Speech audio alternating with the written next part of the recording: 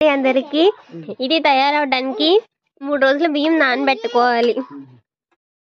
పాకం వచ్చాక ఇలా తిప్పాలి, ఉండలు కట్టకుండా తిప్పుకోవాలండి. ఇలా పడాలండి గట్టిగా. కలివిడి రెడీ అయ్యాక ఆయిల్ కొంచెం నూనె పోసుకోవాలండి.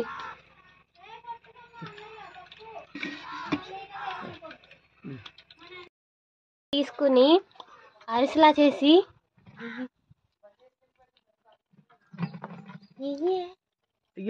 అంటే మరి తీయొద్దా?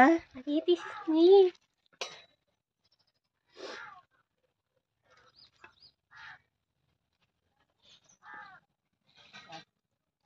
అలా వేయాలి.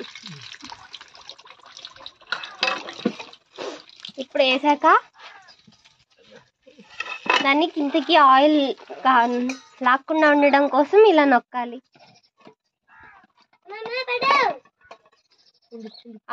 నొక్కిన దాన్ని వేస్తే వేడివేడి అరిసెలు రెడీ.